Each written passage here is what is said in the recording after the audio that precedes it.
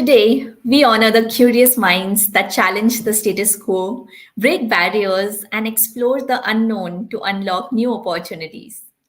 To ignite real change, let's embark the spark of this moment. Hello, everyone. I am Nikita, and I extend a warm welcome to all our incredible innovators to the elimination rounds of T.U.P Season X. Get ready to unleash your spark factor in this intense battle of brilliance because securing a win here is the ticket to the semifinals of one of the most prestigious B Schools competitions in the country, the Ultimate Pitch Season X. So let's get started. At Reliance, we thrive on fresh ideas and innovation. It's deeply embedded in our core, shaping every aspect of our businesses and social initiatives. The ultimate pitch was conceived with this very spirit, serving as a platform for curious, pioneering minds eager to showcase their next big spark. Now, in our 10th season, TUP has evolved into an unparalleled journey. Continuing the decade long legacy, we flagged off the competition physically in the top 20 B schools across the country. At each of these institutes, we were met with enthralling audiences. The insightful sessions led by our visionary leaders truly sparked curiosity and creativity. But that was just the beginning. We've expanded our reach, connecting with thousands of students through digital platforms and virtual events, sparking this competition into a pan India celebration of bold ideas and innovations. Now, it's with great excitement that I invite you to experience the magic of our campus launches and the highlights of our Pan India virtual launch with this video.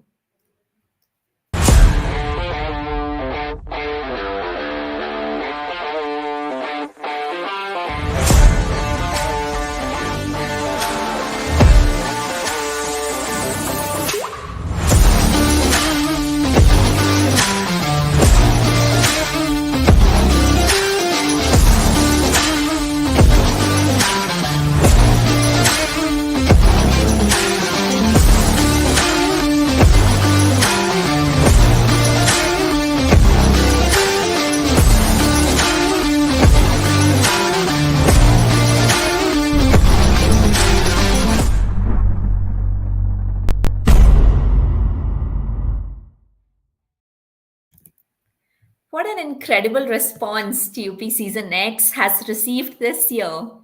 Over 22,800 registrations, more than 1,900 idea submissions, with more than 1 crore website impressions and more than 155,000 social media reach. The launch of TUP Season X was a huge success. And now we move on to the elimination rounds. A huge thank you to everyone for making this such a remarkable launch. TUP Season X kicked off with a bang.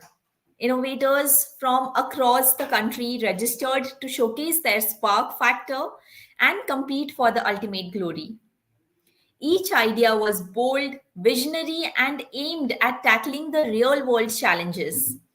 Our evaluators worked tirelessly to ensure no submissions went unnoticed, carefully selecting those that had that X factor and that extra spark over the others. Those exceptional teams with remarkable ideas have qualified for the elimination round of this ultimate competition. A big congratulations to all the teams advancing to the elimination rounds of TUP Season X. Kudos to each one of you for bringing your X factor in this competition. Let's now do a quick rundown of what's expected to happen. I shall be calling out the team names. We will play their 3-minute video on screen. Then the teams will get 3 minutes to pitch their idea to the jury. This will be followed up by a quick 4-minute Q&A by the jury and the teams. We request the teams to keep an eye on the timer. Also, post each team's presentation, we will have the jury take a minute to score the teams individually before we move to the next team. Let's get on to the winning formula. You will be judged on 5 parameters. Your idea should be futuristic, solve a real world problem, challenge the conventional wisdom, practical and unscalable, and it should have a strong business case. And what's in it for the winners? Well, for the ultimate champions of this season, the national winners will take home a grand cash prize. And that's not all. We are thrilled to announce more rewards. The elimination round winners and runners up will receive 50,000 rupees and 25,000 rupees respectively, along with exclusive T.U.P merchandise. The national finalists will be mentored by our CXOs of startups at Reliance, helping you ignite your spark factor even further. Additionally, all the national finalists and semi finalists who are selected will stand a chance to win pre placement interview opportunities with Reliance. And what's new this season next? The national finalists and the select semi finalists will have the opportunity to engage in some self reflection and enhance their skills with Level Up. So get ready, bring your A game, and give it everything you got.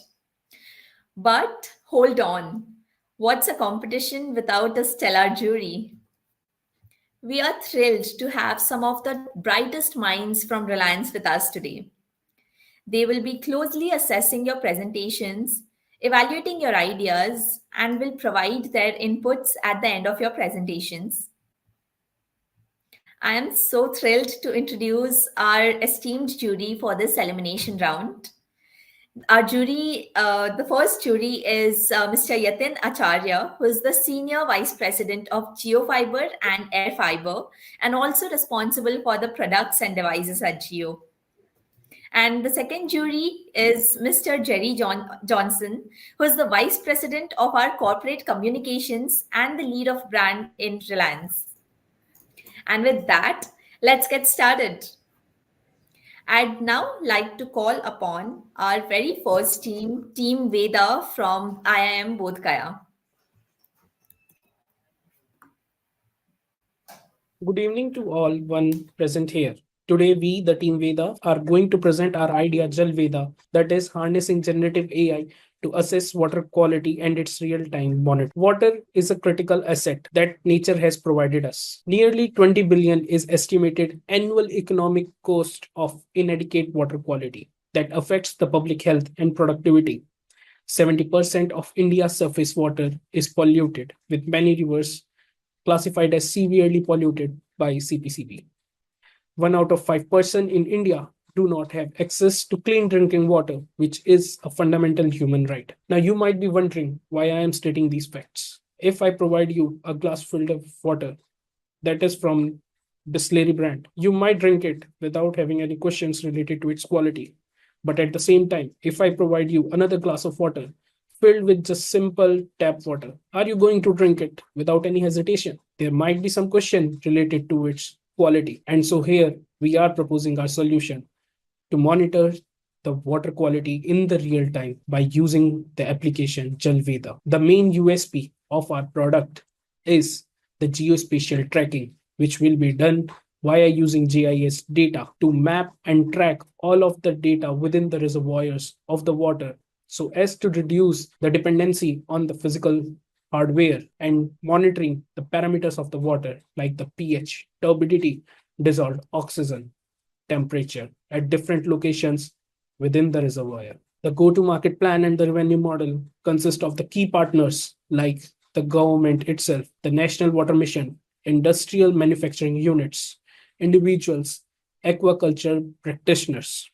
The marketing channels, here the Geo Creative Labs is going to play a pivotal role in providing access to the application which will be developed by us. The wireframe shows the sample Jalveda app that will be incorporating geospatial tracking. Now, what will be the impact and benefit of this application? It aligns with the sustainability reputation and the UN Sustainability Development Goals, that is 3, 6, 13, and 14, positioning Reliance as a leader in sustainable solutions, and will indeed provide access to $36 billion global sustainability consulting market. It will increase in the investment in water dependent industries, which will result increase in investments in aquaculture activities or the sector. It will also make Reliance and will position it as a technological leadership, opens new market avenues in IoT and analytics project that are estimated to be $2.5 billion by 2025, enhancing revenue growth by 10 to 12% across the verticals. So here we are with our idea, Jalveda by Team Veda. Thank you.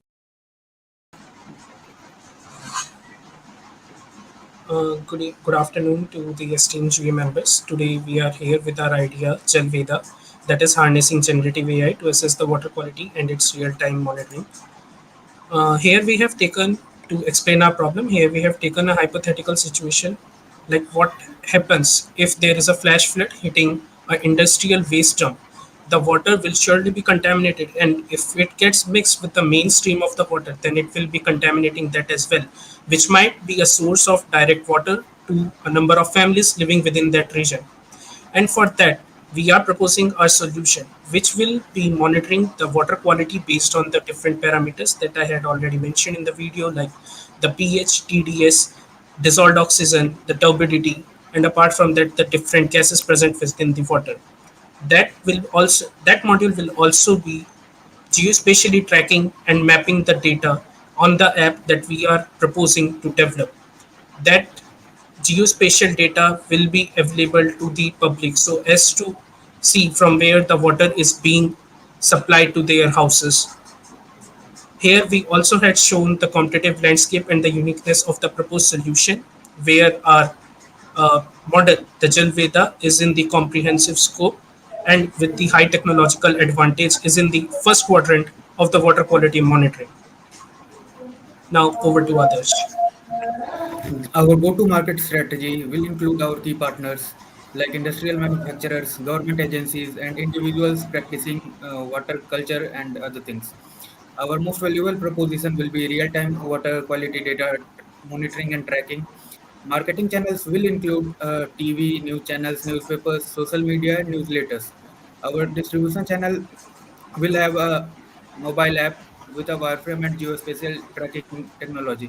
Revenue model will include a government contracts, subscription services, data licensing, and consulting services. It will impact community on a very large scale with technological leadership, sustainability reputation, economic growth, and improved public health. Now over to Debangsu. So we have shown the prototype here. On the top left and the bottom right corner, you can see the top view as well as the bottom view. And we have the Jalveda Nexus Elite model, which cost around 15,500. And we also have the other model for low-income household around 3,000. And we have shown the projection here, which for the Elite Eco Commercial model, we have started with the Indian population and subdivided into middle class and lower middle class. And finally, we have got the total profit around 23 lakhs for the first year and 40 for the second.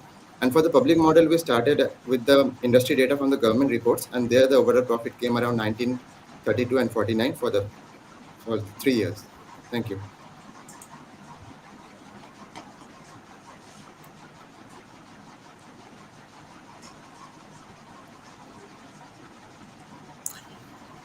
So it's an interesting problem that you guys are solving. So here is a couple of questions that I had. Right, in your analysis, you show that you were analyzing the water in using that sensor. Now, what is not clear to me is what is your deployment model for these sensors? These sensors go into every reservoir. Is that what you're thinking, or is that something that goes into every home? What is the model for deployment to measure measure the water quality?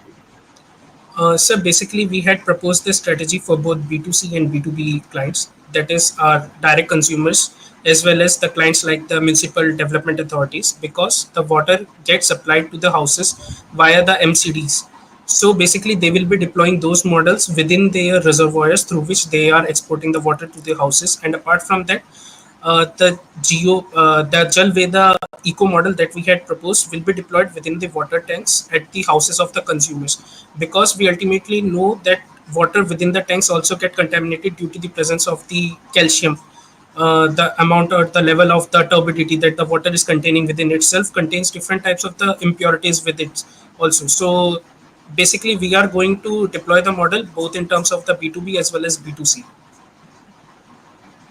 Okay, so I can understand the reservoir side of the world and getting funding from the government and this national water mission, etc. For measuring it in the reservoir part. That's one good angle. But from a focus standpoint, right? I mean, you are a startup at the end of the day, trying to enter into this space. Aren't you spreading yourself thin by going after both B2B and B2C at the same time? Shouldn't there be a focus on you targeting one segment and then making it big in that rather than going into both with every kind of store? So, even in my opinion, what you're doing is you're spreading yourself too thin, going after two different, completely independent channels for taking this into the market. That's my gut feel, right? Idea is good. I see that you've put some thought into developing the sensors and so on and so forth. Cost structure of the sensors, I reviewed your PPT that you had sent. Cost structure of the sensors is a little bit off, but that's fine. That somebody like somebody from my team, for example, could easily guide you in terms of optimizing the cost of that sensor significantly. But the go-to market and the monetization part is not very clear to me. That in terms of, either you should focus on B2B, get funding from the government, and do a measurement of all the reservoirs, etc., that are required. I mean, important to do that.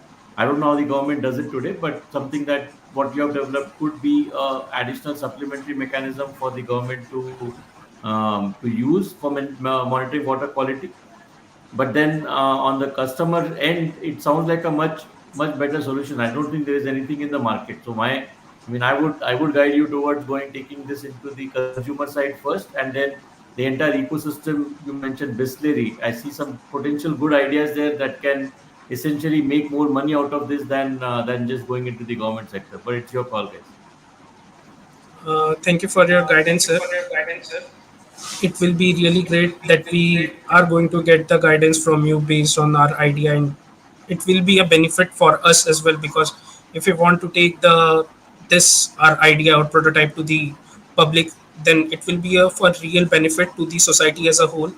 Apart from that, if public is going to benefit from it, ultimately the goal of the government, which is the sustainability goal, to achieve that the carbon neutrality, and apart from that other ecological goals the government has undertaken, can be fulfilled up to an extent with the help of this. See, if you look at the water journey, right? I mean, this solution that you have or you're proposing takes 50% of what, I would say 50%, maybe takes 20-30% of there by identifying the problem, right? You are helping the government or the consumer to identify the problems, right? What is the solution? The solution is not included anywhere in your prototype or in your business plan, right? Your business is about identification of the problem. It is not about providing a solution. Government has to think of their solution on their own, whatever solution that they have to apply. Maybe I got it wrong. Correct me if my understanding is wrong on this. On the consumer side, I mean, the way I see it is, if I am a customer, I buy this, I put this in my home, I know the quality of the water that I am consuming. I can take a call whether to order Bisleri or I order Aquaguard or I order a RO system. So there are clear actionables linking to monetization avenues that I see in the home front. But on the government side, it's not very clear in terms of how the end-to-end ecosystem would work out. Sir, on the government side, basically the major problem that government and the CPCB that is currently facing is that the unregulated dump of the wastewater directly into the river bodies without their treatment. Because and ultimately we are targeting the micro, small and medium scale enterprises, because they are the one who are susceptible and will not like fall under the competence guidelines of the CPCB that they had proposed. So ultimately, they will find a way out of that measures, because they do not want to take up the heavy investment for the treating up of their wastewater. So for that purpose, we are proposing this solution so as to determine the water quality to them. Like they can be taking the steps to filter that water out before directly dumping it into directly the river bodies, because it will be then greatly impacting the area surrounding that water body, because ultimately the life and the livestock uh, present in that area will be depending on the water body itself. So that was our idea basically on the side of the B2B targeting and helping the government to identify the major areas of concern. Okay. Sorry, Jerry, go ahead. Sorry, I took up all the time. Go ahead. Yeah, no problem, Yatin. Udit, two questions. One is, I think, one is actually not a question, but more like a recommendation. You started your pitch by actually talking about a crisis situation where a flood hit a certain kind of rivers and therefore the fear of contamination. I would suggest that when you're making this pitch, you'll have to make it as a solution that works even in non-crisis situations, or a solution that is available or important, that should be acquired and should be installed even in non-crisis situations. And by that logic, I would also suggest, therefore, as Yatin also said, it's not really a solution that you're providing as much as a identification of a problem. I think your B2B or B2G pitch is probably the stronger version, because when you're going to the consumer, you'll have to ask yourself, what have I done by helping the consumer identify a problem but not offering a solution, right? So that's just something for you to just think about. And second thing is, I wonder why Accenture was in your PPT and then suddenly Accenture disappeared. Is this the same pitch you're making to Accenture? Sir, I believe there was some mismatch between the PPT itself, because we have totally like made the PPT for the Reliance version, but I don't know, like might be while placing the logos it had been copied by mistake, so that has been a point out there, sir. I'm so Okay. sorry for that, sir. No problem. But yeah, as I said, if you want to tailor this to a consumer-oriented proposition, then you'll have to also say beyond crisis how it can be something that adds a value, and you'll have to think about how you can also provide a solution. Otherwise, it's Uh, just identification of a problem. Yeah. yes, sir, because developing this solution was the one that I identified myself. Uh, I am from the Delhi NCR region, and during this festive time of that of Diwali, the water quality that is usually supplied by the municipal authorities to the houses is like of a very deteriorated version, because the water that is coming out, either it is clean, but you while drinking you may smell a strong odor out of it, such that it is not fit for drinking. Sometimes our respiratory senses work for that purpose, but sometimes it does not. So based on that factor, I identified that there should be such a solution which will tell us that water that we are going to consume or use for any of our purposes is going to be at par quality or like it is degraded in one. So that was the motivation behind developing this whole of the prototype and the project that we are pitching. Correct. So you're building your proposition on a fear-based principle that this water could be contaminated, or it smells bad, or it could be harmful to you. And basis that, you are trying to then build a solution. But again, the solution is just restricted to saying this water is bad or this water Yes, is sir. fine. Above and beyond that, the consumer is left to themselves to decide what to do about it next. But Yes, sir. anyway, I think our time is up. But think about fine tuning the pitch when you're going to the market. Sure, sir.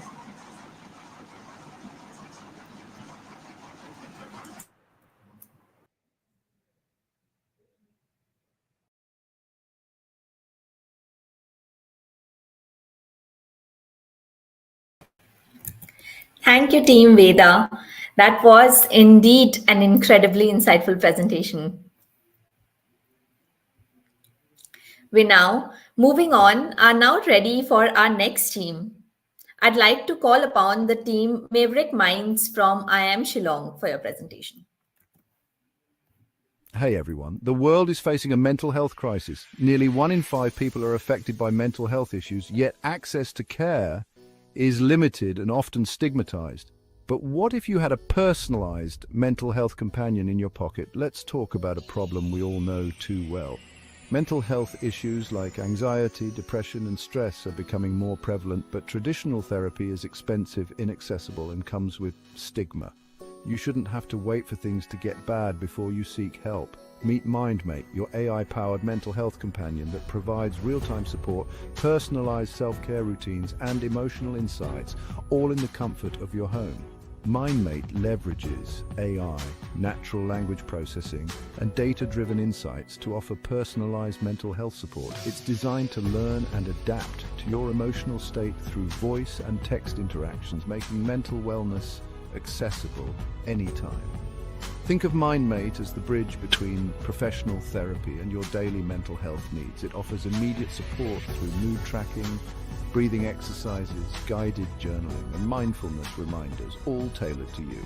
This is about proactive care, not just reactive therapy. Traditional mental health treatment focuses on reactive in-person therapy, which can be costly and hard to access. MindMate shifts the paradigm by bringing continuous, proactive care to individuals before they reach a breaking point. It's not a replacement for therapy, but a daily companion that normalizes and prioritizes mental health management. Now let's talk scalability. MindMate is built on a digital platform, making it easily scalable. The AI system can be integrated into mobile devices, smartwatches, and other wearables, making it accessible to millions globally. Imagine future partnerships with health institutions or insurance companies to further increase its reach. The practicality lies in the demand. With increasing awareness around mental health, more people are looking for non-invasive ways to manage their emotional well-being. MindMate can be launched as a freemium app with basic features available for free and premium features like deep dive insights, personalized reports, and therapist connections behind a paywall. Did you know? In 2023 alone, the digital mental health market is projected to exceed $16 billion. MindMate taps into this growing trend by offering affordable, personalized care. So what's the business case? There's an increasing demand for digital mental health solutions, with 50% of millennials reporting they would use apps for mental health support. The global digital health market is expected to grow significantly, driven by the increased acceptance of telehealth and virtual care. MindMate will generate revenue through a freemium model, corporate partnerships, and data anonymization for research. Unlike generic wellness apps, MindMate is AI-powered, learning from each individual's interactions to offer more meaningful, personalized recommendations over time. Its ability to continuously adapt and evolve makes it an essential tool in daily emotional management. Mental health is a journey, not a destination, and everyone deserves a companion on that journey. With MindMate, we're making mental wellness as accessible and personal as physical health care. Join us in revolutionizing mental health care by making support accessible anytime, anywhere. Thank you for believing in a future where everyone has a MindMate.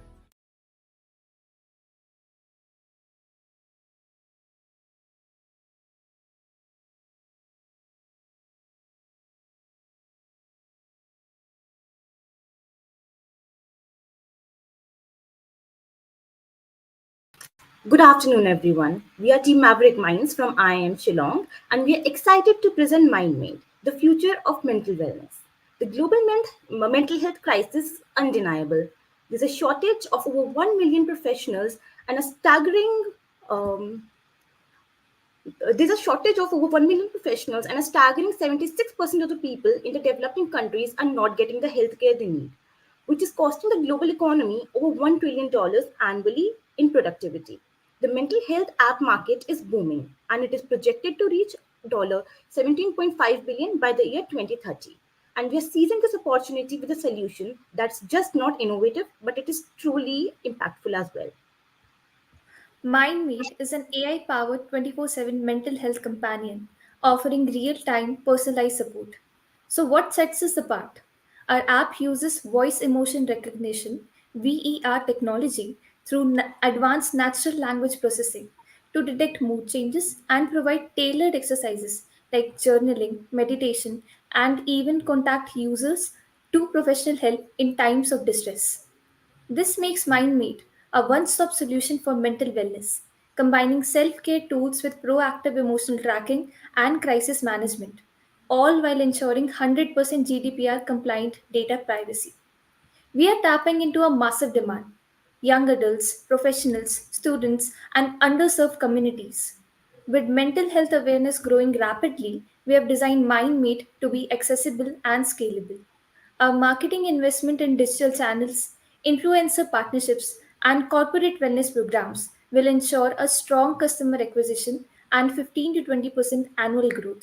With our model, we project to break even in just 18 months. But how? Our freemium model offers free access to core features with a ₹1,000 per year premium subscription for advanced tools. We project a 10% conversion rate from our initial 1 lakh users, generating ₹10 million in subscription revenue in year one. Additional revenue streams include in app purchases, therapy sessions, and affiliate marketing, making our business both profitable and scalable. In a world where mental health challenges are growing, MindMate offers a comprehensive, accessible, and scalable solution. We are not just building an app, we are building the future of mental wellness. Let's make mental health support available to everyone, anytime, and anywhere. Thank you. Jury, we are open to your questions now.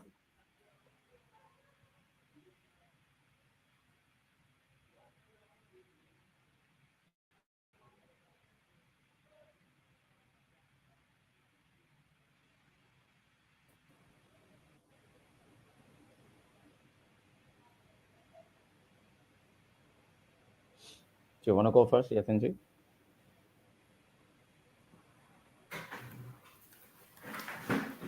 Jerry, you want to go first?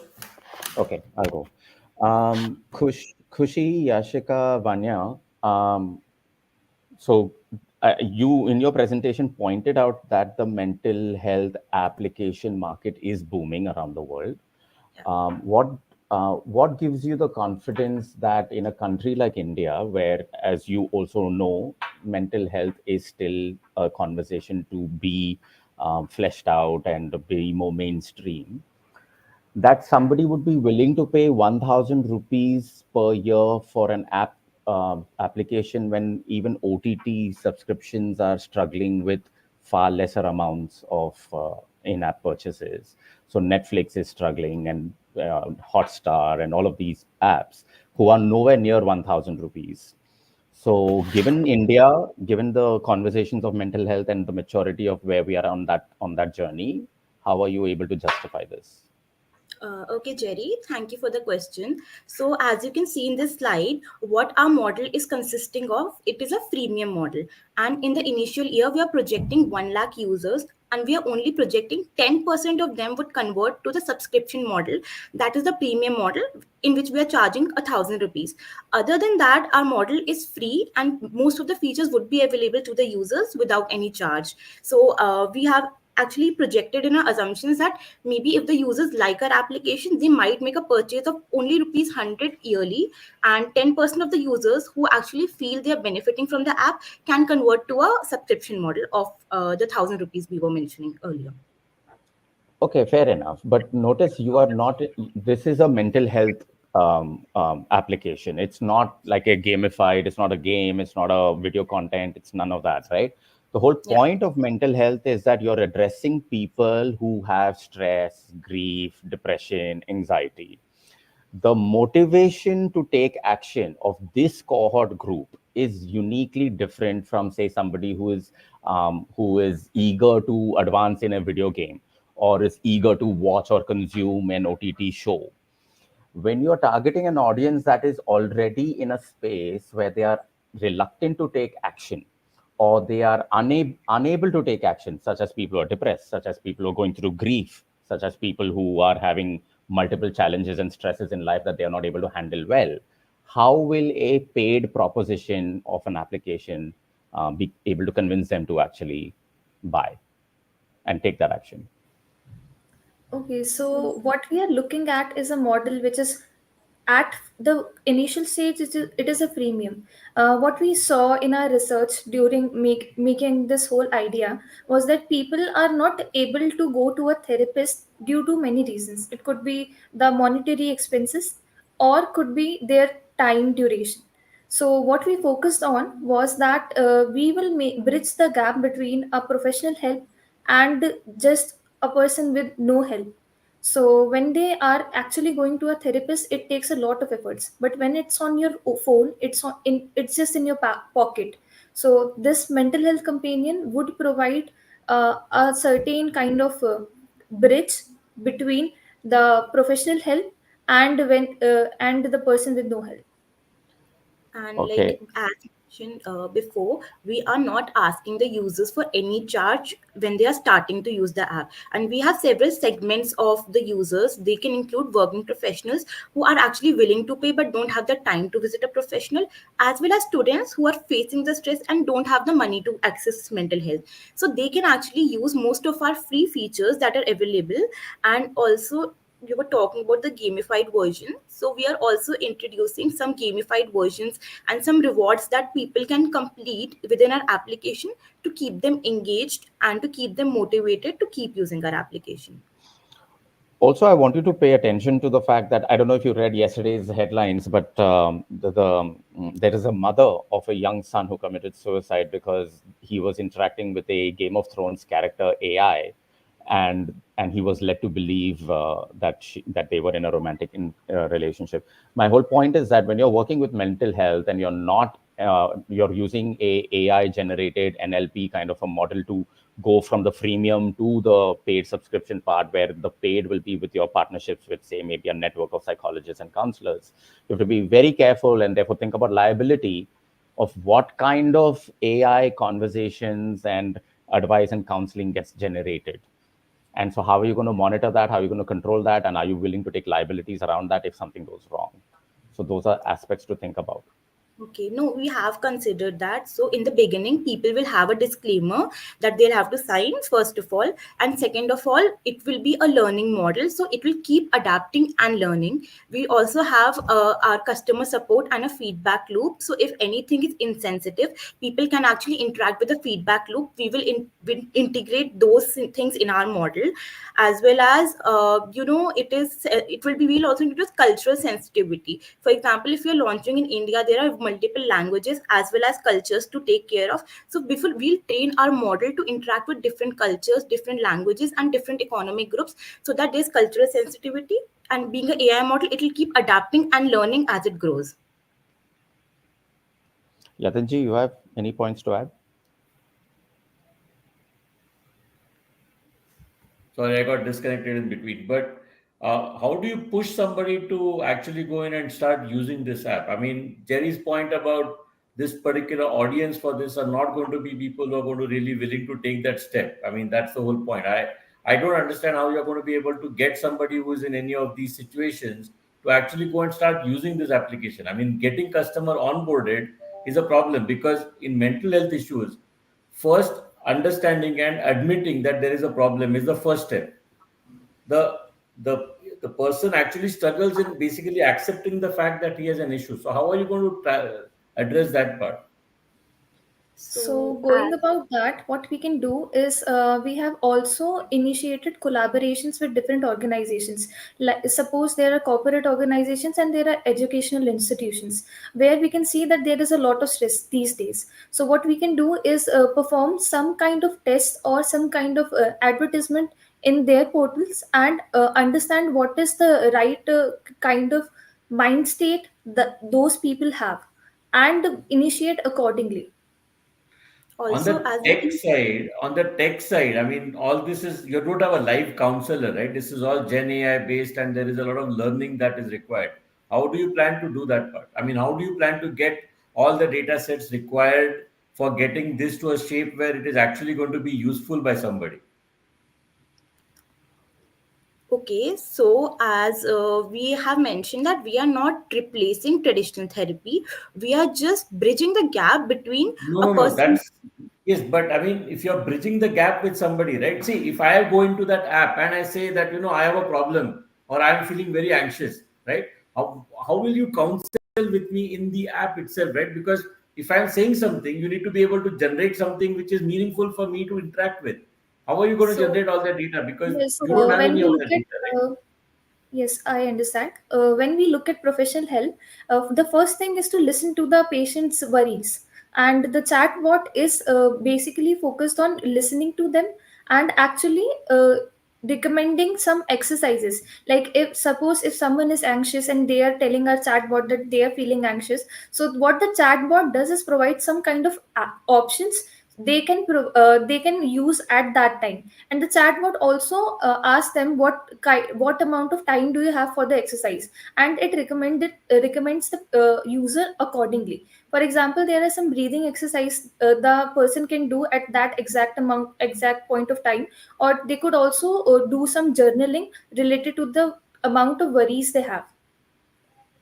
For Also, this like it chatbot, who's going to give you the inputs? I mean, do you have like a professional psychiatrist or somebody who's going to actually help you with all of this? I mean, I didn't see any of that in your PPT. Your three business majors going and pitching a psychological tool to guide people, and how is that going to happen without any professional advising or help in your? I didn't see that in your deck. Maybe I missed it, but I didn't actually no. see that. So, like as we have mentioned in our video, so mental health professionals are working in collaboration with us while we were making the data for the app, or while we are training the AI to work. The mental health professionals have given the cues that are required. Also, the technology does exist. There are many other mental health applications out there in the market, and there is a lot of data that is available, and that can be used to augment these issues. So using those data, we can actually train our AI to be a conversational part and to help people augment their any issues they're having at the point. And obviously, if it reaches a point where an AI would not be useful, we would be reaching out to our collaborators, that would be any mental health professionals, to come in and step in during those times. One separate question, not related to tech or anything. As a business major, what would be the first thing you do when you name your application? I think the first thing we should do is, like, the application name should be something that people will be able to recall easily, and it should relate to the thing we are selling, whatever application or service it is. Do you not In think it is relevant to do some check in terms of the names which is existing in the market, which is in the same space as you are? I mean, I see that MindMate is already an Alzheimer's app in the market. I mean, at a basic level, right? I mean, you should at least go and research what's out there and what is going to be named in the same way as you. I mean, the day you launch this app, right? Somebody's going to come and shut you down. Hi, team. Sorry to interrupt, but the time's up and we request you to wrap up in the next 30 seconds.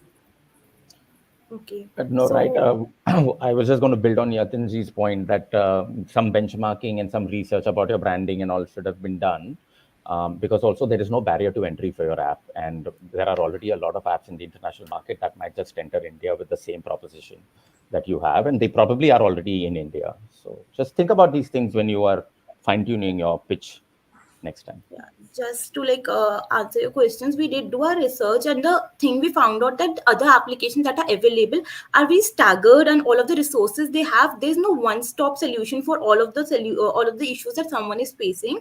So that was the idea behind building this. And as we can see, there's like a very big untapped market. 76% of people in developing countries are not getting the help they need. So we can be the market entry, and we can be the market leaders and early adopters for this application. And when it comes to the naming of the application, like, none other app in the mental health space was having a similar name, so we went ahead with this name. So that was our ideology behind that. Okay, thank you. Thank you. Thank you. Thank you. Thank you, Team Maverick Minds, for your very much insightful presentation. Now, let's allow the jury a minute to complete scoring the teams. And while they make their assessments, let us have some fun. We will have an interesting trivia question about Reliance. All you need to do is try to guess the answers in the comment section. The first person to answer correctly gets T.U.P merchandise. Ready? Here we go.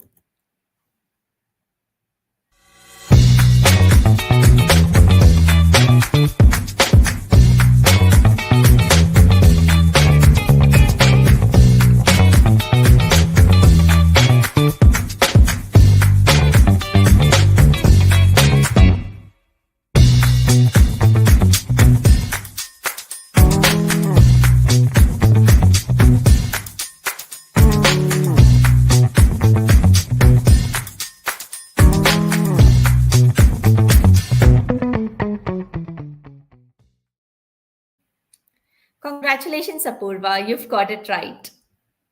Please reach out to us on our social media handles or at support@unstop.com to get your goodies. Now, let's move on to our next team. I'd like to welcome the team Cryoplan from Indian Institute of Rural Management, Anand, Gujarat. Imagine giving your daughter the ultimate gift, control over her reproductive future. In today's world, more and more women are delaying family planning, choosing to focus on education, careers, and personal growth. But with that freedom comes a challenge. Infertility risks increase as women age, and the high cost of fertility treatments can make these options out of reach for many families. At Cryoplan, we believe that no woman should have to compromise her dreams due to financial barriers or the ticking of her biological clock. Cryoplan is a subscription service that helps parents save for their daughter's fertility, spreading out the costs of egg freezing, storage, and reproductive health services over time. Let's face it, fertility services like egg freezing and IVF are expensive, often costing families lakhs of rupees. This financial burden discourages many women from considering fertility preservation when they might need it the most. But with Cryoplan, parents can start saving early, securing their daughter's future health and family options with manageable monthly payments. We offer 4 affordable plans ranging from 1,000 to 6,000 rupees per month, covering everything from basic egg freezing to comprehensive health and fertility services. And the best part, the money grows with a 5 to 7% interest rate, ensuring that by the time your daughter is ready, the funds are there to cover treatments without the stress of large upfront costs. The real beauty of Cryoplan is its flexibility. If the funds aren't needed for fertility treatments, they can be redirected toward other essential health services, whether that's childbirth, vaccines, or women's health issues. Parents don't have to worry about money being wasted. It's all about investing in their daughter's future. Now let's talk about the bigger picture. In India, the middle and upper middle class population is growing rapidly, and so is the demand for fertility preservation. By 2025, around 60 million women are likely to delay family planning for career or personal reasons, making them ideal beneficiaries of Cryoplan. This market is expanding at an impressive rate, with fertility treatment demand growing by 7 to 8% annually. Cryoplan is positioned perfectly to capture a significant share of this 5,000 crore market. Our subscription model also ensures predictable recurring revenue. With just 10,000 subscribers to the basic plan, we can generate 1 crore rupees a month, and with 100,000 subscribers, that scales to 360 crore rupees annually, providing strong financial stability. Beyond the numbers, Cryoplan is about empowering women and families, giving them the freedom to make choices without the pressure of time or finances. Through partnerships with fertility clinics, we can offer exclusive discounted packages, making our services even more accessible while maintaining profitability. In a world where urbanization and awareness about fertility issues are rapidly increasing, Cryoplan is the solution that bridges the gap, allowing families to plan ahead, save wisely, and give their daughters the gift of choice. Together, we can transform the future of reproductive health. With Cryoplan, your daughter's tomorrow is secure today. Thank you. Good afternoon, everyone. I am excited to introduce Cryoplan, a subscription-based fertility preservation service designed to help women and families secure their reproductive futures. The fertility preservation market is growing rapidly with a global CAGR of 8.2%. In India alone, the market is projected to reach Rs 5,000 crore by 2030, driven by the increasing number of women delaying family planning for career and education. Through our primary research, we found that 84% of women are familiar with egg freezing. Additionally, 90% expressed interest in signing up for Cryoplan. Cryoplan is tailored for urban women aged 25 to 35 who are postponing family planning due to career goals, as well as parents of young girls aged 5 to 15 who are looking ahead to secure their daughters' reproductive futures. Health-conscious couples who value long-term health investments are also a key demographic. What sets Cryoplan apart is its comprehensive approach. While some services offer fertility treatments, there is no direct competition that provides the combination of egg freezing, IVF, health coverage, subscription model, and flexibility to repurpose unused funds. This makes Cryoplan unique in the market. The high cost of fertility treatments and egg freezing prevents many women from considering these options. With many delaying childbearing, Cryoplan addresses this gap by offering a subscription-based model that spreads costs over time, making fertility services more financially accessible. Our KPIs include affordable monthly payments, growing savings with an interest rate of 5 to 7%, and extending health coverage through vaccines like HPV and hepatitis B. This ensures Cryoplan remains financially sustainable while offering essential reproductive health services. We have consulted Dr. Roy Chaudhuri, an IVF and infertility specialist, who has endorsed our idea. His expertise assures us that Cryoplan is addressing a real need in the fertility space. Our implementation Implementation starts with targeting metro cities like Mumbai, Delhi, Bangalore, where awareness and disposable incomes are higher. We'll build partnerships with fertility clinics like Nova IVF and healthcare professionals. The CryoPlan app will offer subscription management, educational resources, and appointment booking. Lastly, we'll launch a targeted marketing campaign via social media and host events to raise awareness.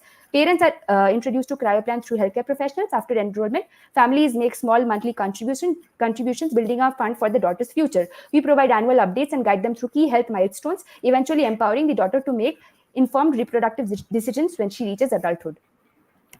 Thank you, Anna. Let's dive into the financial analysis. For the financial analysis, we have included different types of costs, for which makes a total cost of 44 lakhs for the first year, 50 lakhs for the second year, and 60 lakhs for the third year.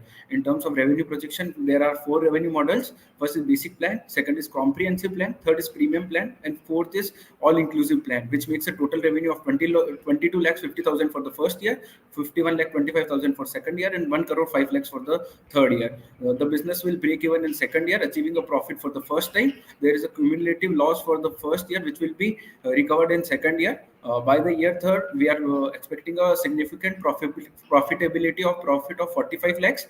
Our assumptions include high upfront development and operational costs, which are necessary for establishing the brand. We have kept our pricing stable despite inflation concerns driven by rising demand for reproductive health services. The sensitivity analysis takes into account variability in subscriber growth, the impact of churn rate, and pricing adjustment. This factor will allow us to navigate uncertainties while ensuring the business scales effectively. In conclusion, CryoPlan is an effective business model which will make a significant impact on reproductive health planning in India. Thank you.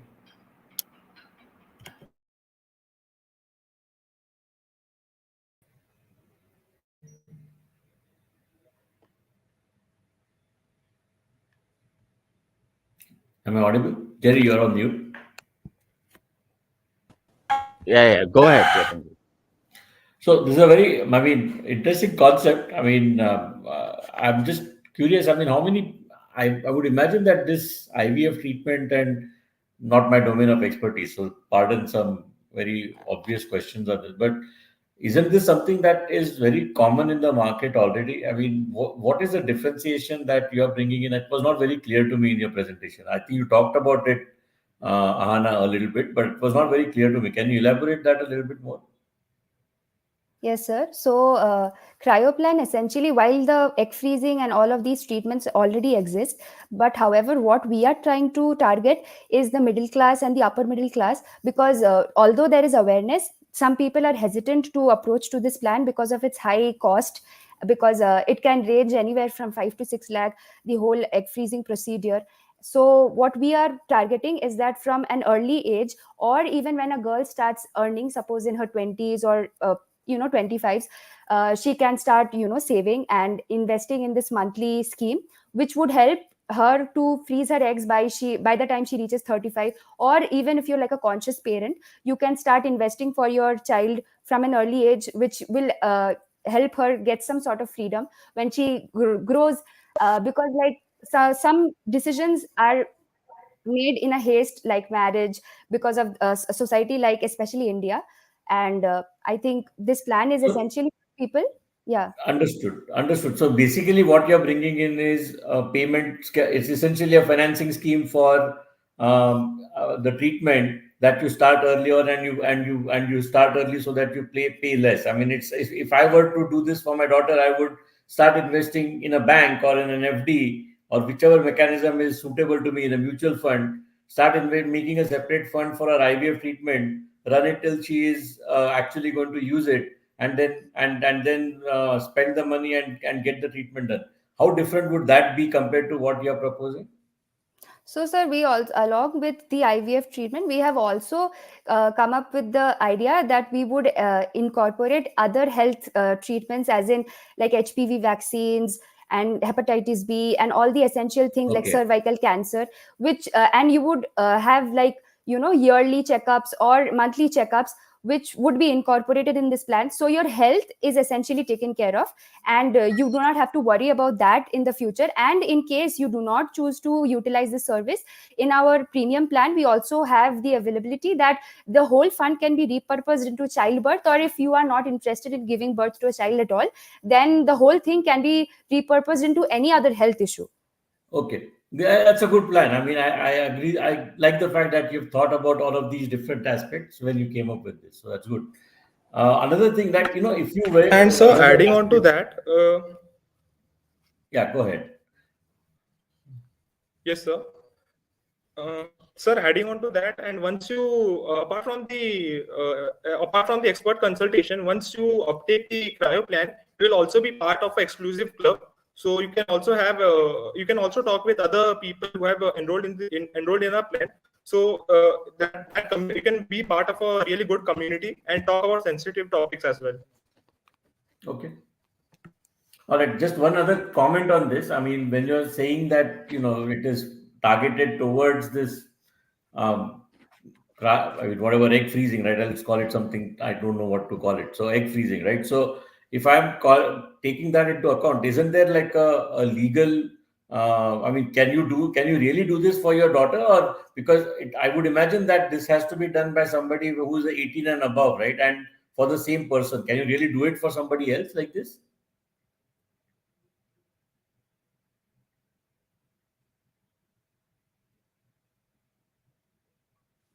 So, sir, obviously there are some licenses which have been taken, we have considered some licenses, and I think from whatever we have researched, we can do this for our daughters, for our children, because the authority in the young age, I think it is in the hands of parents. Okay. All right. Fair enough. So, So Jerry, go ahead. I also, don't sir, know. the I'm actually parents not are sure about that. I'm actually not, I don't think that's correct. I think only it's 18 and above, and the person has to consent to having their own Sir, eggs sir, frozen. I would like to add on this. The about the 18 plus age, parents cannot force or tell our children to do egg freezing. But before that, they can surely invest. Investment is not the question. It's like as Yatinji said, you can just put money in a bank. But your core proposition being that this is something for IVF possible treatment and then the other healthcare issues, I think let's be clear about the legality that it is only 18 and above for women who will consent for themselves. I Apart from mean, that, I think if you're seriously taking this forward, right, go take a legal advice on this, because I'm worried that you'll go down this path too much if you're really putting some of your effort behind this. Take legal advice upfront. You might be able to structure this differently. There are various things you can do from a legal standpoint, but you make sure that you do that before you take something like this and you invest a significant resource behind this. Sorry, Jerry. Sorry to cut you. yeah, yeah. No, so my only comment is it's a good idea. It is something that essentially what you're doing is you're aggregating all of the women's health and reproductive needs and concerns into one kind of a application or one platform, and it's a good idea because actually what you are all offering is provided by Gynax in consultation to a young adult woman as they grow up and grow along. There are consultations about HPVs, there's consultations about freezing the eggs, and the reproductive planning in the US is called Planned Parenthood. Something like that can enter the market in India. You might also just be the Planned Parenthood replacement from the US to India. So it's a good idea. I would suggest that you become strong partners with Gynax and healthcare consultants in the country, because I think they are the ones who will be able to sell or really kind of market your platform above and beyond actually going direct to consumers, D2Cs. But Yes, sir. Thank you. and then be careful of the legalities. It is Yes, sir. Yes, sir. it's a Yes, sir. sensitive We'll keep territory. all of that in mind. Yes, sir. Yeah, yeah. Thanks. Thank you, sir. Thank you, Thank you, sir. sir. You. Thank you, sir. Thank you, Team Cryoplan, for such an important idea presentation. It was a fantastic approach. Moving on, we now are ready for our next team. I'd like to call upon the team winners from I Am Koikod. Globally, there are about 210 million pregnancies each year. About 40% of them are unintended. Unintended pregnancies don't just change life, they derail futures, limit opportunities, and put physical, emotional, and financial strain on individuals and families. Due to unintended pregnancy, 1 in 5 women in India face crippling depression and anxiety. 23% of young women are forced to abandon their education and careers. It even leads to 40% more low birth weight babies and a 30% rise in preterm births, raising the rise of life threatening complications for mothers. Despite a wide range of contraceptive options available today, such as the oral pills, condoms, emergency contraceptives like the iPill, and other invasive methods, many still face challenges with consistency, effectiveness, and convenience. Daily pills are often forgotten, emergency contraceptives are reactive rather than preventive, and invasive options can cause discomfort or require medical procedures. Condom challenges include user error, decreased sensation, allergic reactions, and breakage or slippage. These methods, while useful, can fall short in addressing the core issues of ease, accessibility, and long term reliability. This is where our product, SOAR, the birth control patch, comes in as a game changer. SOAR is a small, convenient adhesive patch that sticks to the female body and prevents pregnancy through hormonal control by releasing estrogen and progesterone through the skin. These hormones stop ovulation, thicken cervical mucus to block sperm, and alter the uterine lining to make implantation difficult. Using the birth control patch is simple. You apply it once a week to a clean, dry area of your skin, such as your upper arm, abdomen, or buttocks. After 7 days, replace the patch with a new one. You follow this routine for 3 consecutive weeks, and on the 4th week, you take a patch free break, during which you'll have your period. After the break, the cycle starts with a new patch. You can do regular activities like swimming and exercises while you are having the patch on. The formulation involves a combination of ethinyl estradiol and levonorgestrel, synthetic hormones that work together to prevent pregnancy. The patch consists of 4 layers: backing layer, drug reservoir, adhesive layer, and protective liner. Before use, consult a doctor as the patch may be less effective or risky for those with blood clots, high blood pressure, or diabetes complications. Our product is futuristic and solves a real world need, as it is a convenient once a week solution, eliminating the need for daily attention, fitting into modern lifestyles. It challenges conventional wisdom, as it is a non invasive method which is 99% effective. With a consistent growth in the global contraceptive market and India, the patch presents a $3 billion revenue potential by capturing just 5% of the market. I choose to live on my terms unapologetically. I walk the path of my own making, empowered by every choice that I dare to make. I have the freedom to decide, and my choices shape the woman I am becoming. Freedom that sticks with you.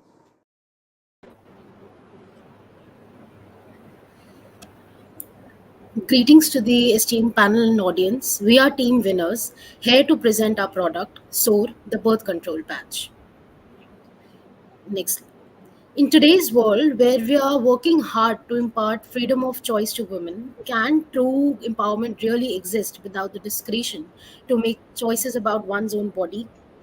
Reproductive choice isn't just another right, it is the foundation upon which all other choices stand. According to the UNFPA, worldwide, nearly half of all pregnancies are unintended. Alongside the challenges it poses to women, there are other facets that are to be considered. On the micro level, this affects family planning, which in turn, on a macro level, leads to ineffective management of population growth. Our product addresses the issue of unintended pregnancies and solves the challenges posed by alternatives such as hormonal imbalances and user error, as discussed in the video. SOAR offers a non invasive transdermal method of birth control, providing a reliable and convenient solution without the drawbacks of traditional options. One of the most appreciated benefits of hormonal contraception is its ability to tame periods. The hormonal hormones stabilize the uterine lining, leading to lighter bleeding every month. Lighter periods mean less chance of iron deficiency anemia, which causes unpleasant symptoms such as weakness, dizziness, and shortness of breath. So, the conventional wisdom is birth control is either to take pills or is invasive. And you might wonder how a small patch stuck on a random part of your body prevents pregnancy. So, SOAR consists of 4 layers: the top backing layer for structural support, protective and adhesive layers to facilitate sticking of the patch to the skin. The primary layer is the drug reservoir layer, which has chemicals levonorgestrel, which is a progestin, and ethinyl estradiol, which is an estrogen. So these hormones go through the skin to prevent release of an egg from the ovaries. If an egg isn't released, a female can't get pregnant because there's nothing for sperm to fertilize with. The hormones in the patch also thicken the mucus produced in the cervix, making it difficult for sperm to enter and reach any eggs that may have been released. The hormones can also sometimes affect the lining of the uterus, so that if the egg is fertilized, it will have a hard time attaching to the wall of the uterus. So, before delving into the business case and GTM strategy of the patch, we assess the market opportunity. There are approximately 700 million women in India, out of which 350 million women are of reproductive age. And this is the total addressable market, out of which, let's say, 99 million women are actively using contraception, and this is a serviceable market. And we took a conservative 5%, which is a 5 million, and this is the obtainable market. The target segment is urban women aged 18 to 40, mainly in Tier 1 and Tier 2 cities. They can be women who are working professionals and students who value convenience. They can also be married and unmarried women who prefer non invasive contraception and individuals who have been tested for STDs. Coming on to the financials, the product manufacturing cost is estimated at 100 rupees per patch, and we are selling it for 300 rupees. As highlighted previously, we are targeting 5 million women, taking a very conservative estimate of 10 patches per woman. In the first year, we aim to have revenue of 15 billion. Quickly wrapping it up, we aim to achieve break even by the end of year 2 by selling 15.75 million patches. Thank you.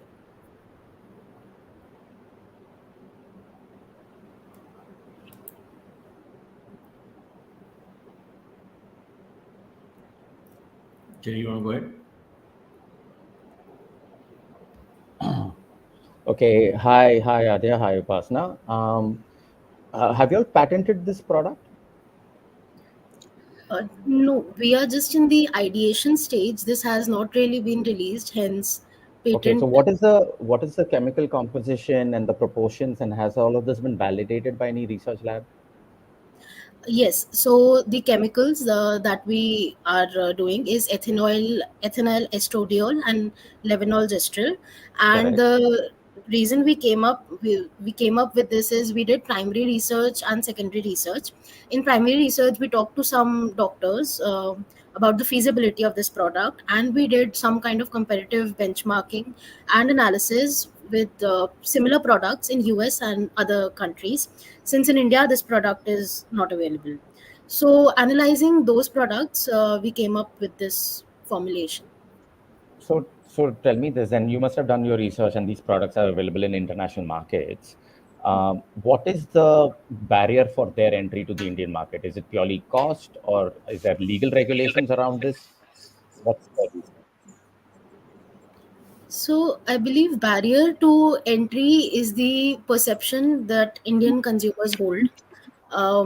In Indian market, the challenges for contraception in general is as it is very high, since lower strata of the population, especially, do not believe in using contraceptions.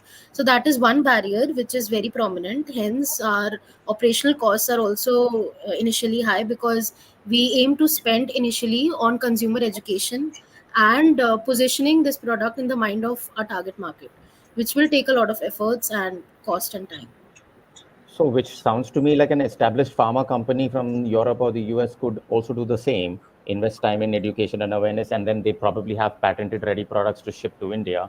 But my second point is that if this patch is delivering, the mechanism of its transdermal delivery is over a week or over 3 to 4 weeks, I think your cycle was 3 weeks, right? Why would you not have something that is oral, when an oral contraceptive, and not a once a day pill, but an oral contraceptive that has a delayed time of release over 2 to 3 weeks? Have you all checked the feasibility of that? Because as you correctly pointed out, in India, the conversation on contraception is conservative. So for a woman to walk around with a patch that's so easily visible would mark her as somebody who is practicing sex, safe sex, and then all the stigma associated with it. So why did you not choose to go through the delayed oral route of release? I take up this question, Jerry. The patch, first of all, can be applied anywhere on the body. It need not be visible on the skin. Can be applied to buttocks and anywhere other than breasts. So that is one thing. And one more thing is, I think birth control patch, when compared to oral pills, that can, like you mentioned, that can over a period of time release that. We've not really delved into the operationalities and operational feasibility of that kind of product. But I would say that one thing that differentiates us is the steady hormonal release, which can lead to a more consistent production and fewer hormonal fluctuation compared to the daily spikes from pills. That is one thing. And one more important thing is the non-oral administration through transdermal method. Because if it is oral and it goes through the digestive system, there'll be interaction with gastrointestinal problems. So someone who is having those kind of problems, it might be less effective. So that is So yeah, so I mean, yeah. you will also have to do a effectiveness study between an oral transdermal versus an oral, because if Yeah. by any chance your product has a lower than 80% effective rate, that is a very low effective rate for a drug to perform in the market. Yes. You know, you Yeah, can't got risk it. pregnancy at 20% of the time. Yes, yes. So as of now, when we did the competitive analysis from other markets, we've seen that it's 99% effective. But if there are some discrepancies in the usage, it can go to 91% effective. So that Yeah. is one So that's case. an alpha level. So in research, you call that an alpha level of 1, right? A 0.1. So that's not very confidence inducing, you know, Okay. when you have Yeah. anything below 91%. Anyway, Yatinji, go ahead. Well, I had a lot of concern. I mean, this is like a medical product, right? I mean, in all of this, the problem I foresee is, there is a lot of certification, there's a lot of stuff that needs to happen on the regulation side before you launch any drug in the market, right? And you're essentially this is a patch, but it's a drug, delivering a drug into the human being. So that's requires a lot of clinical trials. There's a big process involved associated with it, right? You don't have the deep pockets to do this process. You have a lot of pharma companies like which are actually shipping similar product in non-Indian markets today. How do you plan to compete with them? I mean, what is your game plan? All the costs and so on. I mean, how do you intend to be competitive?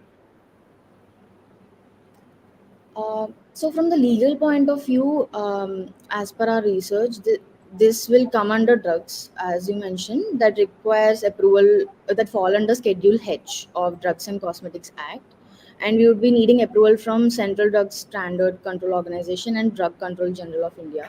So, these are some of the regulatory side of this product.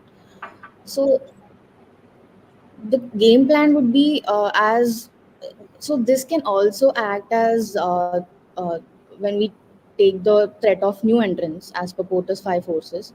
So this regulatory thing can also act as high in the threat of new entry. I think in that way we can maybe have a competitive advantage, but we are yet to delve deeper into the roadmap and the feasibility of how we can compete with the big pharma So, industries. adding to Upasana's point, we still have first mover advantage. Currently, no international player is planning to enter Indian market as of now. So, if we release it right now, to compare it, first mover advantage will be with us. How long will your first mover advantage last for? Because you need time for your awareness and education and marketing and all that, as you said earlier. So we plan that our product will be properly positioned in 2 years, and we would be reaching break even by that time. So given this time period, we aim to have a good hold in the market. Okay, I don't have any additional questions. I mean, I think the kind of product segment that you're going is interesting, but the business case and the go to market has to be really thought through. I mean, I don't think you put enough thought behind it, is my frank opinion. I mean, the challenges that you are going to attack, that you're going to be attacked with, right, from the competition and from the market in general is way too high compared to what your idea is good, but it's not something that will fly in face of a competition. Yeah, and Sure, actually, sir. Upasana, I would also just ask you to challenge more status quo assumptions. Like, for example, when you said that the patch can be placed in private spaces and not necessarily, and then escape the stigma conversation, I would have flipped Yeah. the answer and said you attack it head on and you kind of change the conversation from stigma to empowerment. And so therefore, you pitch the patch as a patch of pride, for example, or a patch of power, whatever. So that's your brilliant marketing switch can also have happened. But think about all of this, and I think the barrier to entry is still a concern. Big pharma challenges is still a concern. Your delayed time of release of the medication is still a concern, comparison to oral contraceptives. Anyway, all the best. Thank you. Noted, sir. Thank All you. the best, guys. And we'll delve deeper into the how we can have a competitive advantage and the barriers of entry. Sure, sir. Thank you so much. Thank you, team winners, for this incredibly insightful presentation. As the jury deliberates their scoring now, here's another trivia question about Reliance to keep you engaged. Kindly share your answers in the comment box.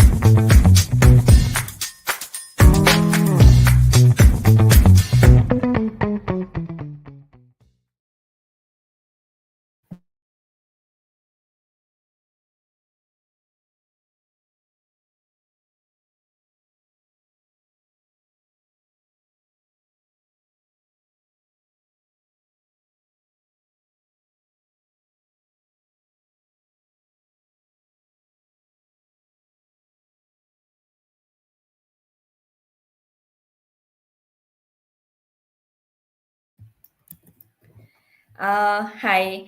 Akshay, you've guessed it right. Kindly reach out to us on our social media handle or at support@unstop.com.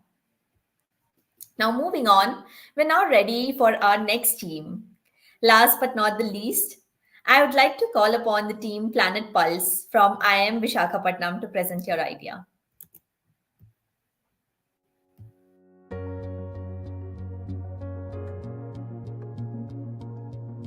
Imagine this. You've spent weeks carefully selecting your plants, watching them grow, nurturing them like they're your own family.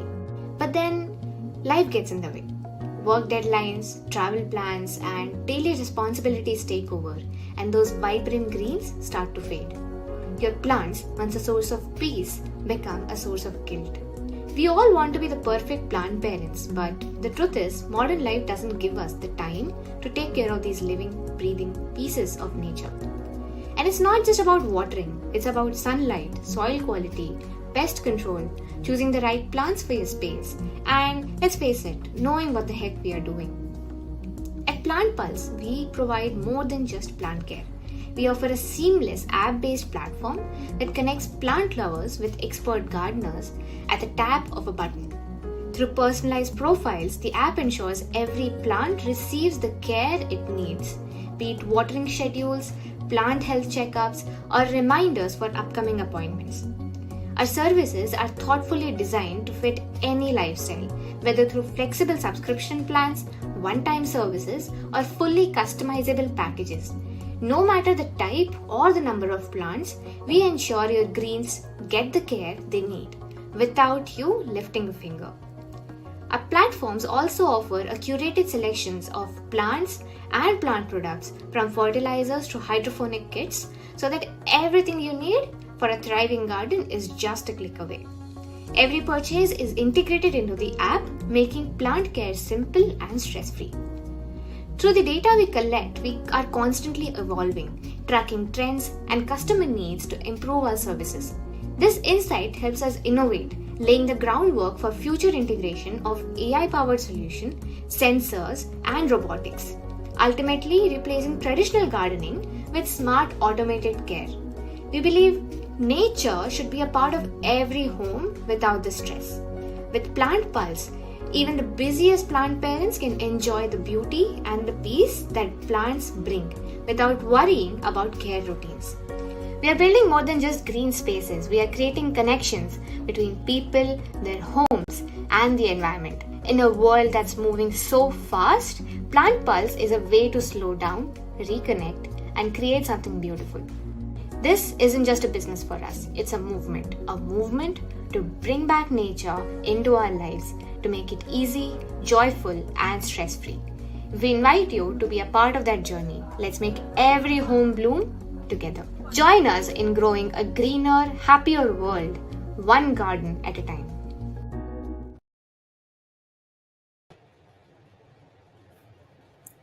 Good afternoon. Plant Pulse is here for you to deliver a personalized, accessible plant care solutions thoughtfully tailored for today's plant parents and enthusiasts.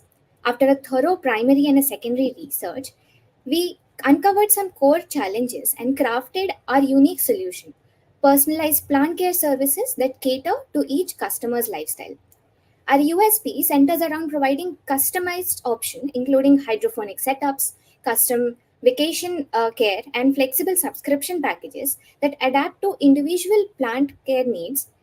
Each service is designed to ensure plant owners can enjoy the beauty and the serenity that plant brings to our lives.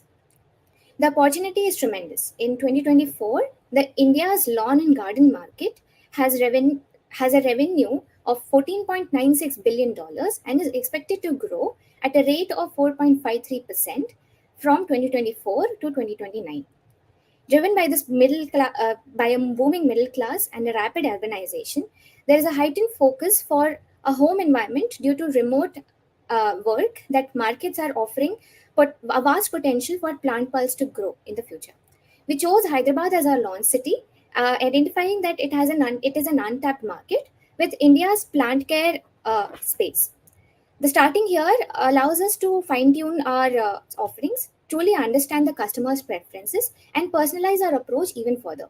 With Hyderabad as a foundation, we are looking to expand strategically to other regions, tailoring our services to meet the customer needs.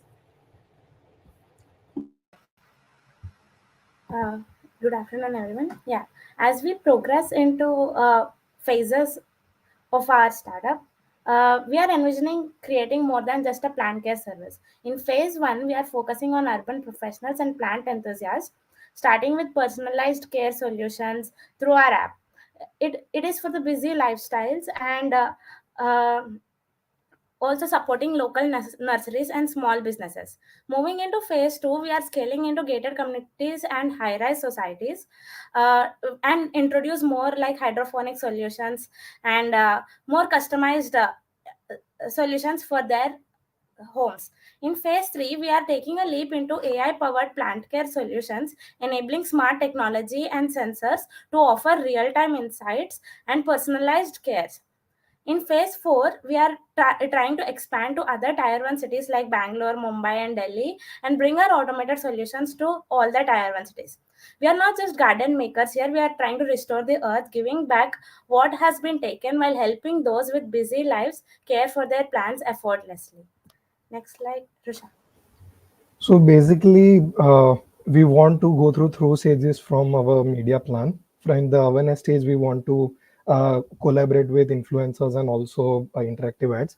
So basically, we want to build a loyal community of plant parents who want effortless, expert plant care solution at their fingertips. Thank you. We are open to questions.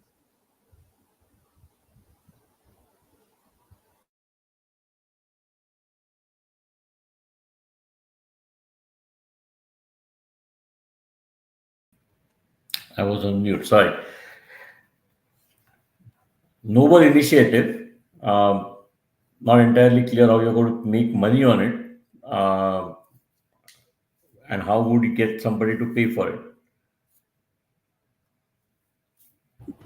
So for the money making platform, money making plan, we look at creating these services where we are giving them plant care solutions through malis and through plant enthusiasts who are able to give them services in terms of subscriptions or one time services. The subscription services are flexible according to the plant person's or the plant parent's needs, and we'll be providing them according to what type of plants and how many plants are there.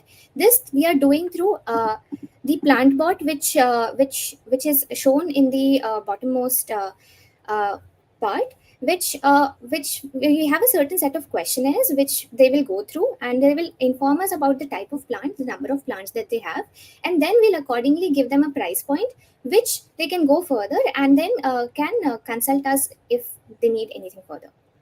Why don't you get involved completely in an end-to-end ecosystem manner, right? So if somebody wants to become a plant parent, why can't you come up with something which goes and supplies, gives him a choice of plants to get, supplies those plants to him, and then helps him care? It's like spoon feeding somebody who wants to be a green enthusiast, or he wants to give back to the environment, right? And you basically help him along the way. Your entry point into your app is essentially somebody who's already got plants, right? And he doesn't have time to take care of it, right? Why don't you uh, get this involved from the time of getting the plant, choosing the plant, till the benefits of every plant, etc., etc. So then the guy can choose, the person can choose the plant and take it all the way through the ecosystem of taking care of the plant, right? So just a thought. That is the vision which we are envisioning to become the end-to-end solution of complete plant care and plant products for any home. But right now we are entering the market through plant care services because uh, plants they are purchasing from even nearby nurseries, or they are already having many plants. So we want to tap onto early adopters who are finding it difficult to maintain the plants which they are already having, and then slowly integrate the entire plant products into the application. But how, if I already have plants in my house, right? How will you attract me to your app? So basically, the users who have plants already in their homes, the problem which they are facing is once they purchase the plant, it dies after a few months because they are unable to understand how to care for it or what exactly to nurture it like. So that is the reason even now, like there are, after speaking to many gardeners and gated communities in Hyderabad as of now, we understand that taking care of plants is a major pain point for them, not a purchasing one. So once we are able to tap into this market, that is how we are going to spread and No, grow I to. understand. This is a part two of the. Forget the first part of the question. My question Yes. is, if I am a plant owner and I already have plants in my home, how will you get me to go to your app? Is my question. See, there are other apps in the ecosystem as well which allow me to do plant care, right? If you go to Play Store, you'll find 10 other apps. Why would I choose your app versus somebody else's app? I'm a You plant might owner. I find already have an plant in my house, and the plant is not doing well. So basically, initially we want to have interactive ads on the social media and also tie up with the nurseries around it. So basically, on the entry point, they have the customers which we need, the nurseries. So we can pitch to nurseries who can let us through the contacts of them, and also onboard the plant parents on our app through it. Adding on to that, also the malis that we are onboarding already have certain households that they are working with. So this also creates a certain sense of word of mouth advertisement that we are doing in and around the city, because this is one way that we can onboard certain sets of families and households as well, because they already know that the households already have uh, plants which need to be taken care of, and we can come in as as the people who can integrate everything and can help them provide a better platform to be able to access all of the information that they need for the plants. One last question before I hand it to Jerry. Today, if I am in a need of something like this, I call a local Mali to come in and take care of my plants for me, right? Why would I go to your app? The Mali which you're talking about, this market is completely like a unorganized market where you won't even find Mali numbers easily, and also even if you call a Mali, we cannot have it. We cannot have them as a subscription model continuously. The trust factor comes into the place, and how regularly can they visit. Now this app app gives you the facility to schedule reminders and give all the facilities which you don't have to think about or plan accordingly. Adding on to the same thing, I would say that our app is not just an app where you can subscribe to a certain plan or plan your visit with the Mali. We are also providing a lot of data that you can have for your plans, and it'll help us also to analyze how your plans are doing and what exactly is the care that your plans need from time to time. It may be changing because of every Mali visit, and once the Mali changes, he might not know what is happening in the back end in your previous visit. So this app is also in the back end is also trying to help integrate all the data together so that we also have a clearer picture of how your plants and your gardens are doing. So it's basically like a Practo for plants. So it's essentially healthcare for plants or anything like that. Initially, I think we are starting. I think it's a good idea. You've captured the problem statement very well. I just think that you need to focus on your cost breakdown structure, because I do think that you will run into high cost in implementing hydroponic solutions. You will also run into some kind of roadblocks with, say, revenue sharing with Malis or all these partners and all of that, which I don't think that it came out very strongly in a presentation that this kind of cost structure has been accounted for. But take a look at that. But I think overall it's a good idea, and I think there is clearly a problem statement out there. Plants do die a lot with plant parents. Yeah.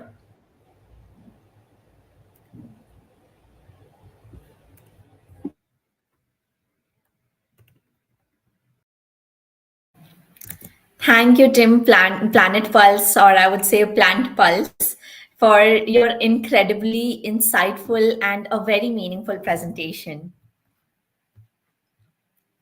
Well, a huge round of applause for all the participating teams. The diversity of innovative ideas presented in this round is truly impressive. Today's contest has raised the stakes, promising an even more thrilling journey ahead. As you know, the winners of today's elimination round will be stepping into the semi-finals of T.U.P Season X, where you will be battling against winners of the other elimination rounds. Now, as we build the suspense around today's winners and runners up, you will have to hold on to your excitement just a little longer. Rest assured, the results will be announced on our social media handles shortly, so keep those notifications turned on. As we wrap up this elimination round, we want to extend our heartfelt gratitude to the jury for their insightful questions on all the ideas presented today.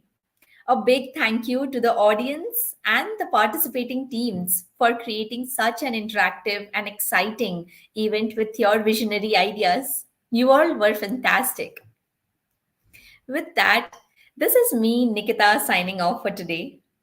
Keep following us on our social media handles and stay tuned for further updates. We will see you soon at the T.U.P Season X semifinals. Until then, take care and have a great day.